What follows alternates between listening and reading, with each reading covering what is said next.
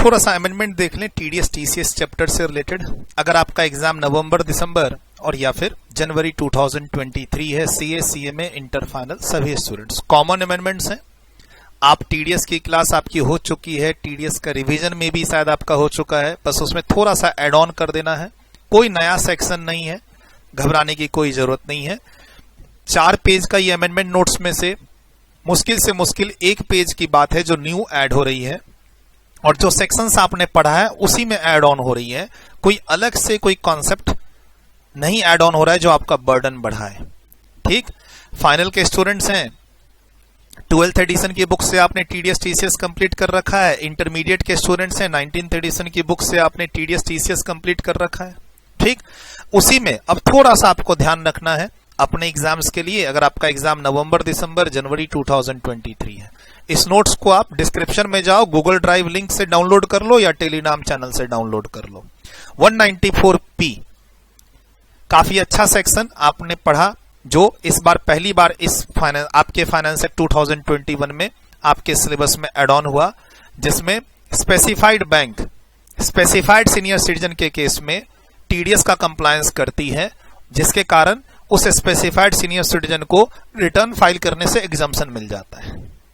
Class के अंदर already मैंने आपको बता दिया था कि स्पेसिफाइड बैंक में कौन आएगा, कौन है नोटिफाइड बैंकिंग कंपनी। क्लास के अंदर ऑलरेडी मैंने लिखवा दिया था, यहां मैंने हाईलाइट कर दिया है और कुछ नहीं, कि सर नोटिफाइड स्पेसिफाइड बैंक कौन है, शेड्यूल्ड बैंक है, एंड वो बैंक जो एज ए एजेंट अपॉइंट हुआ है आरबीआई के थ्रू अंडर आरबीआई एक्ट। बस ऐसे ध्यान रखना है, notified scheduled bank. Notified specified bank कौन है, any scheduled bank can come under this category who can make the compliance of section 194P। 194P में क्या होना चाहिए, कुछ कंडीशंस थे यहाँ पे कि सीनियर सिटीजन, रेसिडेंट इंडिविजुअल और एज उसकी 75 और मोर हो, सिर्फ उसके पास पेंशन का अमाउंट आ रहा हो, सैलरी वाला पेंशन, और जिस पेंशन पे हो सकता है सैलरी में 192 में टीडीएस कटा हो सकता है कटा हो। उसके अलावा इस बैंक में ही उसका कुछ एफडी और सेविंग अकाउंट हो। कोई और बैंक से अगर इंटरेस्ट की इनकम आ रही है तो ये सेक्शन अप्लाई नहीं होगा, राइट। और अगर किसी कोई और इनकम है तो भी ये सेक्शन अप्लाई नहीं होगा, क्लास में बात हो गई थी।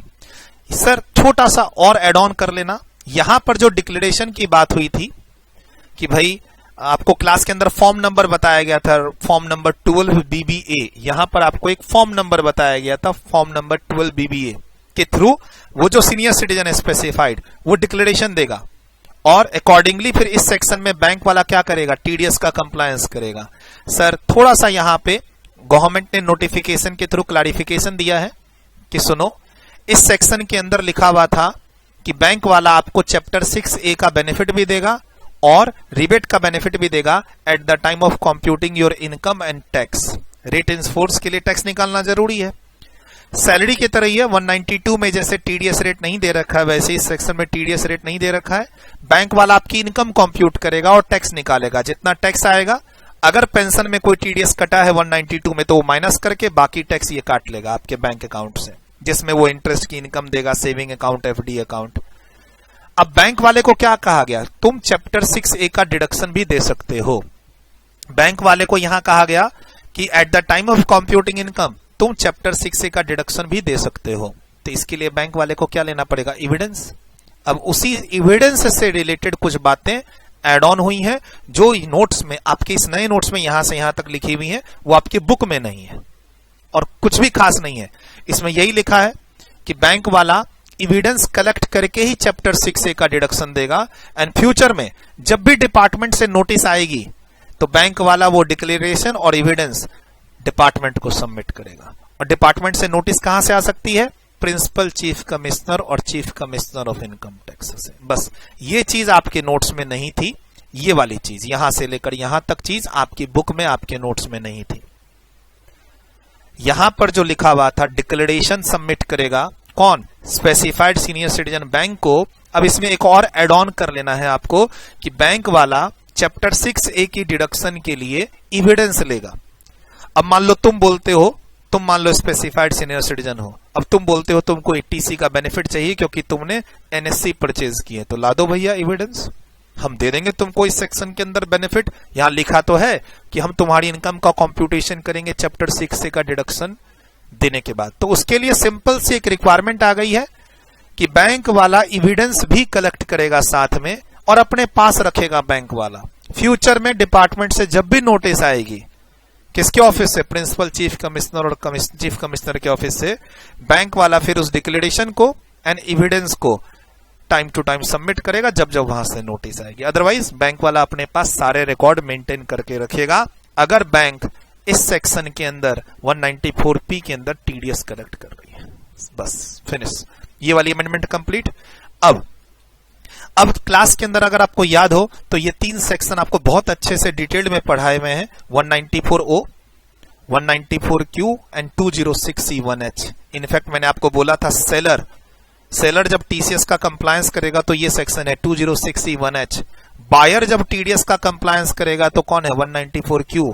और अगर ये लोग डील पोर्टल पे कर रहे हैं तो पोर्टल वाला कंप्लायंस करेगा तो वो 194O है। और अगर पोर्टल वाले ने 194O का कंप्लायंस कर दिया तो ये दोनों सेक्शन अप्लाई नहीं होंगे, ये भी बताया क्लास में।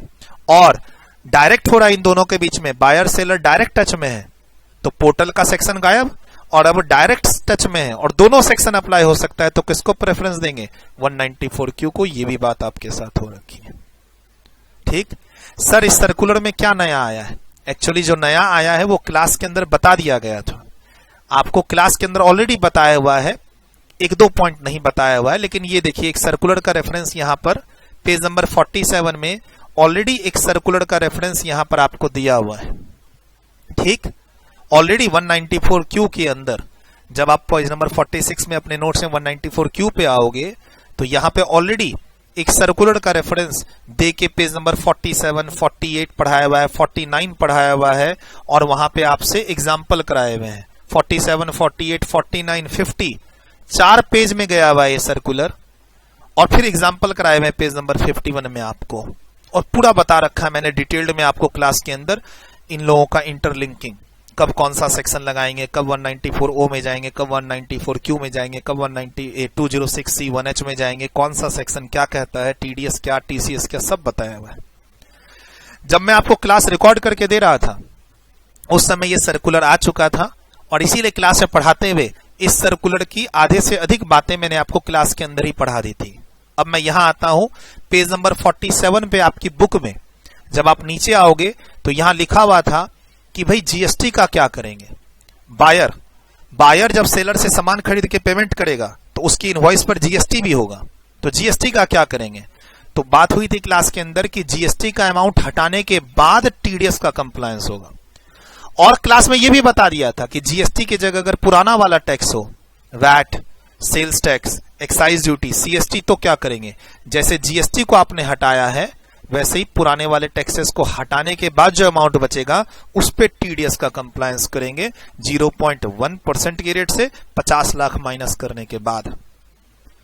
और सर आपको याद हो तो टीडीएस की क्लास में शुरू में ही बात हो गई थी कि अगर इनवॉइस पे जीएसटी का अमाउंट हो तो जीएसटी को हटा के टीडीएस का कंप्लायंस करते हैं। टीसीएस में ऐसा नहीं है, टीडीएस में ऐसा है। तो इस सर्कुलर में जो आपकी बुक में है पेज नंबर 48 में, इसमें खाली यहां जीएसटी की चर्चा हुई और वर्बली क्लास में आपको मैंने वैट बोला कि सेम ट्रीटमेंट करना, अगर क्वेश्चन में वैट हो, सीएसटी हो, एक्साइज ड्यूटी हो। वही बात मैंने आज इस अमेंडमेंट के नोट्स में लिख दी है और कुछ नहीं किया।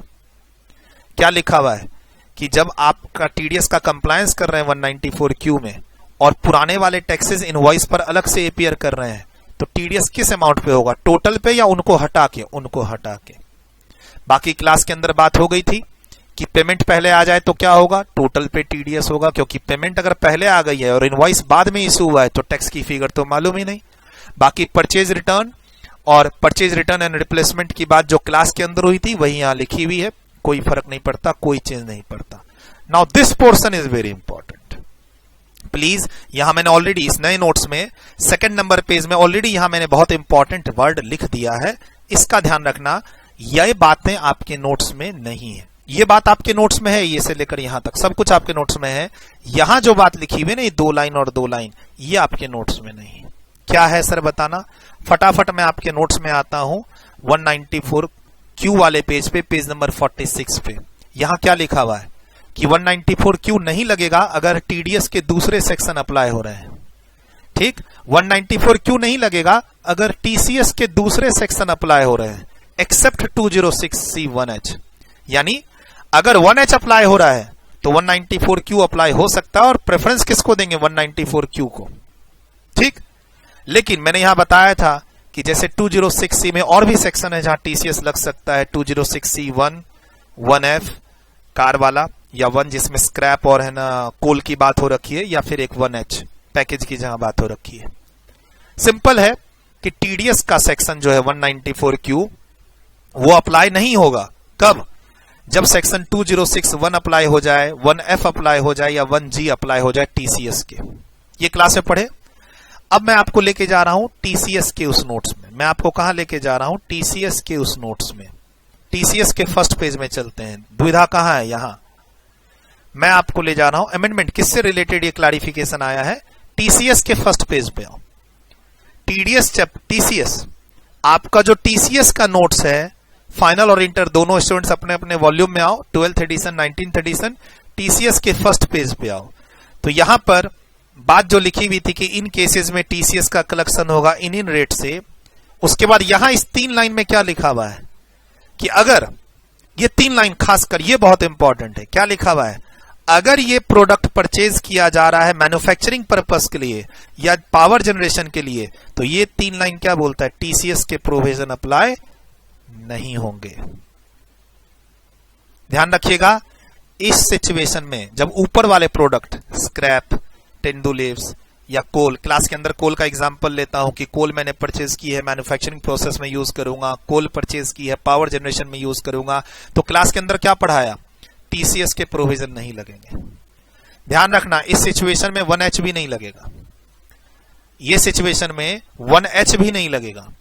अब सवाल आया कि 194 क्यों लग सकता है? तो गवर्नमेंट ने, सीबीडीटी ने सर्कुलर इशू करके बोला यस, इस सिचुएशन में जब आप ऊपर वाले प्रोडक्ट परचेज कर रहे हैं मैन्युफैक्चरिंग के लिए, पावर जनरेशन के लिए, टीसीएस के प्रोविजन 206C1 ऊपर वाला नहीं लगेगा, आगे वाला 206C1H नहीं लगेगा। सवाल है कि 194 क्यों लग सकता है? टीडीएस का बायर लगा सकता है। जो बायर ये माल खरीद रहा है, जो बायर ये माल खरीद रहा है, जो बायर ये माल खरीद रहा है, क्या वो 194 क्यों लगा सकता है? स्पेयर उसकी पिछले साल की टर्नओवर 10 करोड़ से ज्यादा है तो भाई ये कहता है, जो आपका नोट्स है ये कहता भी, जो अमेंडमेंट नोट्स है कहता लगा सकता है। देखो यहां क्या लिखा, 194 क्यों अप्लाई नहीं होगा अगर 206C के कोई और सेक्शन अप्लाई हो रहे हैं एक्सेप्ट 1H। ठीक, वो और कौन से सेक्शन है? वो 1 है, 1F है और 1G है। ध्यान रखना, ये जब 3 सेक्शन लगते हैं तो 1H भी अप्लाई नहीं होगा और 194 क्यू भी अप्लाई नहीं होगा। If applicable then 206C 1H no नहीं अप्लाई होगा और 194 क्यू भी अप्लाई नहीं होगा। ठीक, बोला sir what about the special situation जहां पर 206C1 में टीसीएस कलेक्ट नहीं हो रहा है क्योंकि वो हम मैन्युफैक्चरिंग पर्पस के लिए खरीदे हैं, पावर जनरेशन के लिए खरीदे हैं। तो फिर clarification, now this is very important. Clarification government की आई कि सुनो, जब आप ये बेनिफिट ले लेते हो 206C1A का एग्जम्पशन कि भाई हम प्रोडक्ट को मैन्युफैक्चरिंग के लिए यूज कर रहे हैं, पावर जनरेशन के लिए यूज कर रहे हैं, इसलिए स्क्रैप पे, एल्कोहल, तेंदुलिप्स और है ना वो नीचे जो कोल है उस पर टीसीएस नहीं होगा, तो चलो 1 भी नहीं होगा, 1H भी नहीं होगा। ठीक, डन, टीसीएस अप्लाई नहीं होगा, बट टीडीएस अप्लाई हो सकता है। यस, टीडीएस में अप्लाई, टीडीएस यही नया है, यही आपको नोट्स में नहीं पढ़ाया गया या मे बी शायद डिफरेंट वे में आपको बताया। ठीक, आपको अब ये ध्यान रखना है अपने एग्जाम के लिए। बहुत सिंपल है, बहुत सिंपल है।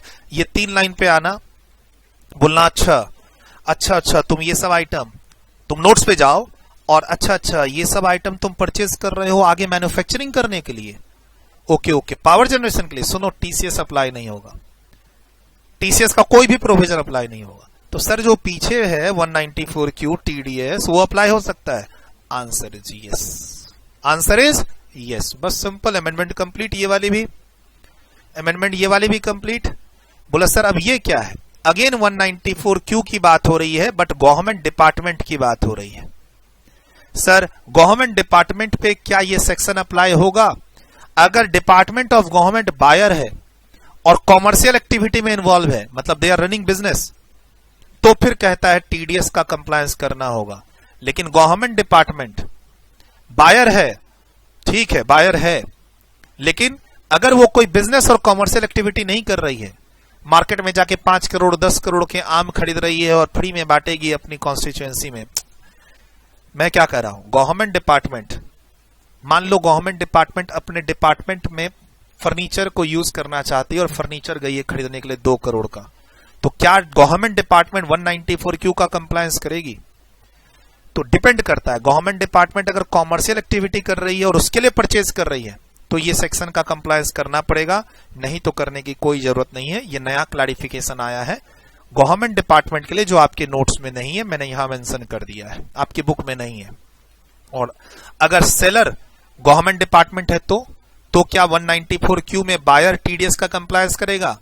बायर, मैं बायर हूं और तुम सेलर हो, ठीक, department be considered as a seller, मैं बायर हूं और तुम सेलर हो, ठीक, अब तुम माल बेच रहे हो, अब तुम हो लेकिन गवर्नमेंट सेलर हो, तो क्या इस केस में 194Q अप्लाई होगा? तो स्ट्रेट अवे आंसर है बायर को टीडीएस कंप्लाई करने की कोई जरूरत नहीं है, क्योंकि यहां पर पेई, जिसको मैं पैसा दे रहा हूं, खुद गवर्नमेंट है। और यहां पर बायर बोल के क्या तुमको अच्छा, इसमें सेलर की बात हो रही है, ध्यान रखना, ऊपर वाले में बायर की बात हो रही है। बायर गवर्नमेंट है, गवर्नमेंट बाय कर रहा है सामान बिजनेस में, आगे बिजनेस रन करने के लिए सामान खरीद रहा है, आगे में भी रीसेल करेगा, मतलब यहां government department is running business activity and for that purpose ही दे आर बाइंग गुड्स, तो उसमें टीडीएस का कंप्लायंस गवर्नमेंट को करना पड़ेगा। लेकिन अगर गवर्नमेंट खुद सेलर है और मैं मान लो बायर हूं, मैं टीडीएस का कंप्लायंस करूंगा, सपोज करो Reliance is buying some 5 crore का गुड्स फ्रॉम गवर्नमेंट डिपार्टमेंट, तो टीडीएस का कंप्लायंस करना है, नहीं करना है? ध्यान से देखना, यहां पे 194Q में सेलर गवर्नमेंट हो तो नो टीडीएस, और बायर गवर्नमेंट डिपार्टमेंट हो तो TDS can be possible if the government is busy with, is engaged in business और कॉमर्शियल एक्टिविटी, ठीक। बाकी सर पब्लिक सेक्टर अंडरटेकिंग की बात अभी नहीं हो रही थी, कॉर्पोरेशन की बात नहीं हो रही थी, ये लोग तो टीडीएस का कंप्लायंस करेंगे ही करेंगे अगर बाकी कंडीशन फुलफिल हो रहे होते हैं तो। Now this is again very important, already आपके नोट्स में, इस नोट्स में मैंने 2 मार्क्स के लिए लिख दिया है। सर कुछ नया नहीं बता रहा हूं, ऑलरेडी ये सेक्शन आपको पढ़ाया हुआ है क्लास के अंदर। 206C1G टीसीएस का प्रोविजन, जो ओवरसीज पैकेज से रिलेटेड बात होती है, वहां पे टूर पैकेज और ओवरसीज रेमिटेंस से रिलेटेड बात होती है। पेज नंबर यहां मेंशन है, खाली क्या ध्यान रखना है, एक नया गवर्नमेंट की तरफ से नोटिफिकेशन आया है, यहाँ पे नोटिफिकेशन नंबर और सर्कुलर नंबर याद रखने की जरूरत नहीं है आपको एग्जाम के लिए, ठीक। क्या ध्यान रखना है, ये सेक्शन अप्लाई नहीं करेंगे अगर जो मान लो ओवरसीज का पैकेज कौन बाय कर रहा है, यानी बायर एक तरह से, ठीक है, टीसीएस कलेक्ट करने वाला नहीं। अब मान लो इंडिया से पैसा बाहर जा रहा था, ओवरसीज रेमिटेंस, तो जो पैसा भेज रहा है वो, या फिर ओवरसीज टूर का पैकेज खरीद रहा है कौन, बायर। कौन बायर कौन है यहां पर? अगर बायर नॉन रेसिडेंट इंडिविजुअल हो और इंडिया विजिट के लिए आया है, मान लो मैं अमेरिकन सिटीजन हूं, इंडिया विजिट पे आया हूं और मेरा इंडिया में स्टेटस रेसिडेंट नहीं है, डिम्ड रेसिडेंट नहीं है, मैं नॉन रेसिडेंट हूं, लिखा हुआ है यहां पे नॉन रेसिडेंट है मेरा स्टेटस, और मैं इंडिया विजिट पे आया हूं, और मान लो ड्यूरिंग द विजिट, मान लो मैं अमेरिकन सिटीजन हूं, अमेरिका का रेसिडेंट हूं, इंडिया आया हूं 25-30 दिन के लिए, उस बीच में अब मैंने यहां से कोई टूर पैकेज लिया है जापान जाने के लिए, ओवरसीज टूर पैकेज, तो अब यहां जो मैं पैसे दूंगा उस पे टीसीएस के प्रोविजन नहीं लगेंगे। ऑलरेडी 206C1G क्लास के अंदर डिटेल्ड आप पढ़े हुए हैं, ऑलरेडी ये इंपॉर्टेंट है आपके एग्जाम के लिए। बस खाली क्या ध्यान रखना है, एक बेनिफिट कि ये सेक्शन एक इंडिविजुअल को अप्लाई नहीं होगा अगर उसका स्टेटस नॉन रेसिडेंट है और वो इंडिया विजिट पे आए। बोला सर ये लास्ट पेज की अमेंडमेंट, इंटर वाले स्टूडेंट्स अब यहां वीडियो बंद कर दें, सिर्फ ये लास्ट पेज की एक छोटी सी अमेंडमेंट डिस्कस कर रहा हूं फाइनल वाले स्टूडेंट के साथ। हालांकि ये जो सेक्शन है 194 सारे पढ़ते हैं, इंटर वाले भी और फाइनल वाले भी, सीए भी और सीएमए भी, ई कॉमर्स ऑपरेटर। तो सवाल आया कि अगर कोई ई ऑक्शन सर्विस प्रोवाइड कर रहा है अपने पोर्टल से, ई ऑक्शन सर्विस, बायर और सेलर आते हैं वहां पे OLX की तरह। OLX की तरह का ये वेबसाइट है जिसमें बायर सेलर आते हैं, आपस में एक दूसरे को मिलते हैं, प्राइस नेगोशिएट करते हैं और आपस में डील करके निकल जाते हैं। पोर्टल वाला खाली उनको मिलाता है और कोई काम नहीं है पोर्टल वाले का।